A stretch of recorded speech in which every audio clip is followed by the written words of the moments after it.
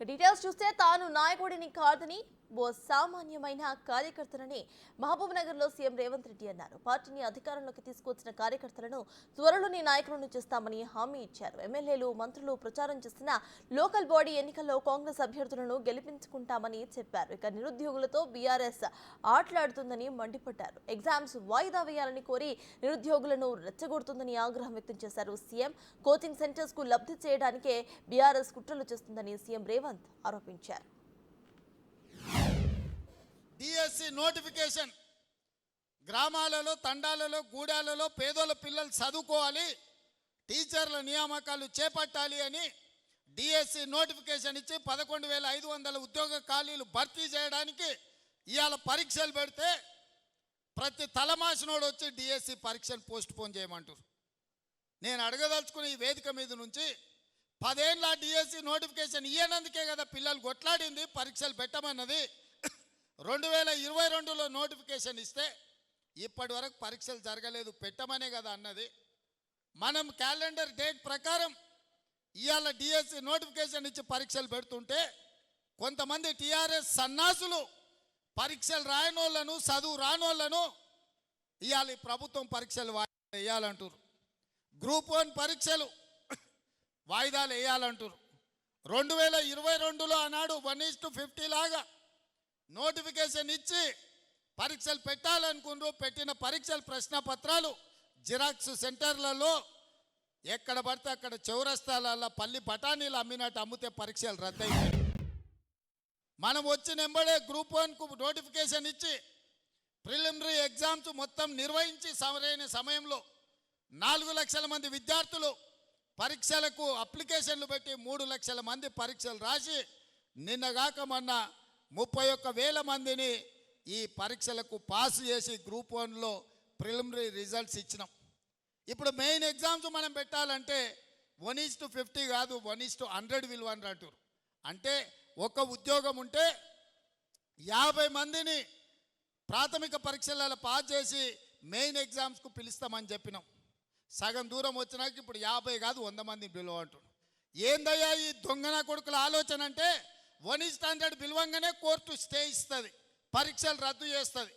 నువ్వు నోటిఫికేషన్లో 1:50 ఇచ్చి పరీక్షలు అయిపోయినాక 1:100 ఎట్లా పిలుస్తావు? ఒక ఉద్యోగానికి 50 బదులు ఒక ఉద్యోగానికి 100 మందిని ఎట్లా పిలుస్తావు? అది తప్పు అని కోర్టు పరీక్షల్ని రద్దు చేస్తుంది. మళ్ళీ మొదటి నుంచి మొదలు పెడితే మళ్ళీ ఏడాది పోతుంది. 2011లో నోటిఫికేషన్ గ్రూప్ 1 ఇస్తే ఇప్పటి వరకు 13 ఏళ్ళలో ఇంతవరకు పరీక్షలు జరగలే, నియామకాలు చేయలే.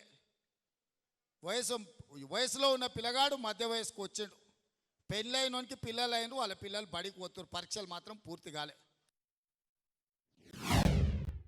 నేను సూటిగా సవాల్ విసురుతున్న హరీష్ రావుకు, కేటీఆర్కు, సన్నాసులారా మీరు దీక్ష కూర్చోండి, మీరు సావనైన సవాలు వాయిదా అయిన పడాలి.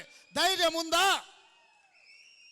రాండి ఉస్మానియా యూనివర్సిటీకి వచ్చి ఆర్ట్స్ కాలేజ్ ముందల బామార్దుల ఆమరణ నిరాహార దీక్ష కూర్చోండి.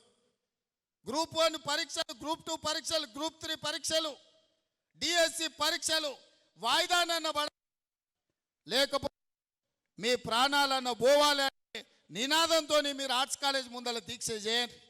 మేము కాపలా ఇస్తాం, మిమ్మల్ని ఎవ్వడు ఆపడు, సూతం ఎన్రోల్ చేస్తారు. మీరిద్దరు నిజంగానే పరీక్షలు వాయిదా వేయాలంటే మీ వాటిలో బలం ఉంటే ఈ తెలంగాణ కోసం సావు నోట్ల తలకాయ పెట్టినని సన్నాసి కేసీఆర్ చెప్పేది నిజమే అయితే ఇక ఆయన కంటే వయసు మీద పడ్డది లేవలేనోడు అసలే కాలు ఇరిగింది, ఆయనను వదిలేయండి. కానీ మీరిద్దరు బావబామర్దులు బిల్లా రంగాలు రాండి ఆర్ట్స్ కాలేజ్ ముందల. 10 ఏళ్ళు పరీక్షలు పెట్టలే, ప్రభుత్వ ఉద్యోగాలు ఇవ్వలే. కాంగ్రెస్ వచ్చిన ఎంబడే 30,000 ఉద్యోగాలు ఇచ్చింది, డిఎస్సి నోటిఫికేషన్ ఇచ్చింది, గ్రూప్ 1 నోటిఫికేషన్ ఇచ్చింది, గ్రూప్ 2 నోటిఫికేషన్ ఇచ్చింది, గ్రూప్ 3 నోటిఫికేషన్ ఇచ్చింది. రాబోయే డిసెంబర్ 9 లోపల ఈ పరీక్షల ఫలితాలన్నీ ఇచ్చి వేలాది మంది నిరుద్యోగ యువకులకు ఉద్యోగ అవకాశాలు ఇవ్వాలని మా ప్రభుత్వం ప్రయత్నం చేస్తుంటే పరీక్షలు వాయిదా ఏమంటారు? అన్ని పరీక్షలు 2022లో నోటిఫికేషన్ ఇచ్చినవే, ఆ సన్నాసి పరీక్షలు పెట్టలేదు. ఈ 2 ఏళ్ళు పిల్లలు చదువుతూనే ఉన్నారు, కోచింగ్ సెంటర్ల చుట్టూ తిరుగుతూనే ఉన్నారు. ఇప్పుడు కొత్తగా మళ్ళీ వాయిదా వేస్తే ఇవన్నీ కూడా కోచింగ్ సెంటర్లలో వాళ్ళ కోచింగ్ సెంటర్లు నడపనికే మా దగ్గర కూడా అక్కడి నుంచి ఇక్కడి నుంచి పైరవి చేస్తారు. సార్ మేము కోచింగ్ సెంటర్లు పెట్టుకున్నదే ఇవి నడుస్తామని నువ్వు అన్ని పరీక్షలు పెట్టి పిల్లలకు ఉద్యోగాలు ఇస్తే మా దగ్గర ఎవరు చదువుకుంటాడు, మా వ్యాపారం మూతపడదా అని వస్తారు. మీరందరినీ నిన్న మొన్న చూస్తున్నాం కొంతమంది మాటలు. బీఆర్ఎస్ వాళ్ళు అంటున్నారు, అయ్యో ఇంత అన్యాయం ఉంటుందా, మేమేం ఇంటలేదు ఈ ప్రభుత్వం అని. 10 ఏళ్ళు మా కార్యకర్తల్ని కొట్టి చంపి కేసులు పెట్టి జైళ్ళలో పెట్టినప్పుడు కేసీఆర్ ఎక్కడ పోయింది రాజనీతి, ఎక్కడ పోయింది ప్రజాస్వామ్యం ఆనాడు? మేము నీలాక దొంగ దెబ్బ తీస్తలేం, నీలాక అక్రమ కేసులు పెడతలేం, బాజాబ్తా ప్రజల చేత ఎన్నికై ఇక్కడికి వచ్చినాం. 6 నెలలనే అంత అయిపోయినట్టు కేసీఆర్ ఏదేదో మాట్లాడుతుండు. ముందుంది ముసళ్ళ పండుగ అని చెప్పి నేను ఈ చెప్పదలుచుకున్నా. ఇవాళ ఆ ఎమ్మెల్యే పోయిండను, ఈ ఎమ్మెల్సీ మారిండను కేసీఆర్ సన్నాయి నొక్కులు నొక్కుతున్నాడు. మరి ఇన్నాళ్ళు ఎక్కడ పోయినావు నాయన? మా ఎమ్మెల్యేలను గుంజుకున్నప్పుడు మా కార్యకర్తలు కష్టపడి గెలిపించి అసెంబ్లీకి పంపిస్తే అక్కడి నుంచి అక్కడనే గద్దలాక దన్నుకపోయినప్పుడు ఈ దుఃఖం కనిపించలేదా? ఇవాళ ఎందుకు వచ్చింది? ఎన్నికైనా నెల తిరగక ముందే ఈ ప్రభుత్వాన్ని పడగొడతాం, ఈ ప్రభుత్వం పడిపోద్ది అని చెప్పి బీజేపీ వాళ్ళు బీఆర్ఎస్ వాళ్ళు ఒక్కటై కుమ్ముక్కై మన ప్రభుత్వాన్ని పడగొట్టాలని చూసిరు. ఈ ప్రభుత్వం ఉండనే ఉండదు, 3 నెలలు కూడా ఉండనీయమని చెప్పి బీజేపీ వాళ్ళు బీఆర్ఎస్ వాళ్ళు మాట్లాడలేదా? ఇవాళ అక్కడి నుంచి ఈ భూమి మీద బీఆర్ఎస్ఏ ఉండదు, పాతాళానికి పోయిందనే పరిస్థితి వచ్చింది. కాంగ్రెస్ పార్టీ కార్యకర్తలతో పెట్టుకుంటే నీ పార్టీకి పుట్టగతులు ఉండవని నేను ఆయల్లో చెప్పిన. మా కార్యకర్తల ఉసురు తలిగింది కేసీఆర్ నీకు, వాళ్ళ ఉసురు తలిగి దుమ్ము కొట్టుకపోతావు. నీకు ఇంకా రాజకీయంగా మనుగడ లేదు. ఇప్పటికైనా నువ్వు అర్థం చేసుకొని ఈ తెలంగాణ రాష్ట్రాన్ని సోనియా గాంధీ గారు ఇచ్చిండ్రు, ఈ తెలంగాణ రాష్ట్రాన్ని అభివృద్ధి పదం వైపు నడిపించాలని మేమందరం కష్టపడుతున్నాం. ఇప్పటికైనా తెలంగాణ సమాజానికి క్షమాపణ చెప్పి అభివృద్ధి కోసం కష్టపడుతున్న కాంగ్రెస్కు అడ్డుపడకుండా చేతనైతే సహకరించు, చేత కాకపోతే ఆ ఫామ్ హౌస్లో పడుకొని ఏడువు తప్ప ఇంకా కాళ్ళలో కట్టెబెట్టాలని తండ్రి కొడుకులు మామ అల్లుళ్ళు చూస్తున్నారు. పాతకాలం లాగా లేరు మా కార్యకర్తలు. ఎవడైనా ఈ ప్రభుత్వానికి కాళ్ళలో కట్టెబెట్టాలని చూస్తే ఈపులు విమానమూతం అవుతాయని చెప్పి నేను ఈ సందర్భంగా చెప్పదలుచుకున్నా. మా కార్యకర్తల సోదరులు ఈరోజు కొంత సార్ వస్తున్నాడు, ఎమ్మెల్యేలను కలుస్తున్నాడు, అధికారులతో మాట్లాడుతున్నాడు, మరి గెలిపించిన మాతోని మాట్లాడతలేడు, మమ్మల్ని కలుస్తలేడని మా కార్యకర్తలు అందరూ అనుకుంటున్నారని నేను నాయకులకు నాయకుడిని కాదు, నేను అధికారులకు నాయకుడిని కాదు, నేను కార్యకర్తలలో ఒక కార్యకర్తను. మీ తోడుగా ఉండి మీలో ఒక్కడిగా ఉండడమే నాకు సంతోషం.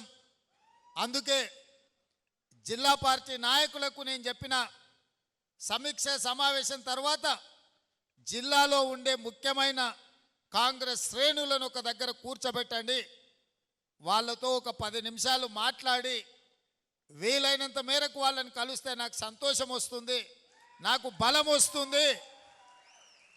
కార్యకర్తలు అండగా నిలబడితే కేసీఆర్ను ఓడించడమే కాదు మోడీని ఢీకొంటామని చెప్పి చెప్పొచ్చు అని ఇవాళ ఈ సమావేశాన్ని ఏర్పాటు చేయడం జరిగింది.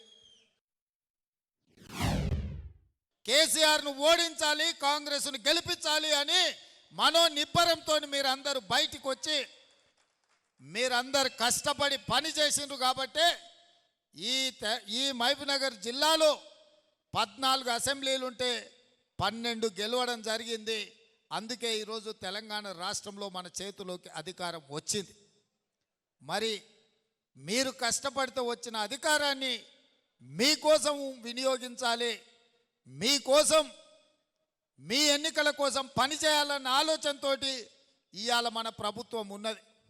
అందుకే ఈరోజు ఈ సమావేశాన్ని ఏర్పాటు చేసి ఈ వేదిక ద్వారా కార్యకర్తలందరికీ నేను పిలిపివ్వదలుచుకున్నా. తొందరలోనే స్థానిక సంస్థల ఎన్నికలు నిర్వహించబోతున్నాము. ఆ స్థానిక సంస్థల ఎన్నికలలో ఎమ్మెల్యేలు ఊరు ఊరు తిరిగి ఇల్లు తిరిగి మిమ్మల్ని సర్పంచులుగా, ఎంపీటీసీలుగా, ఎంపీపీలుగా, జడ్పీటీసీలుగా, మున్సిపల్ కౌన్సిలర్లు, కార్పొరేటర్లుగా వాళ్ళ ఎన్నికలకు తిరిగిన దానికంటే ఎక్కువ మీకోసం తిరుగుతారు. నేను కూడా ముఖ్యమంత్రిగా రాష్ట్రం నలుమూలల సుడిగాలి పర్యటన చేసి మిమ్మల్ని గెలిపించుకునే విధంగా, మిమ్మల్ని బలోపేతం చేసే విధంగా కార్యక్రమం తీసుకుంటామని ఈ వేదిక మీద నుంచి నేను చెప్పదలుచుకున్నాను.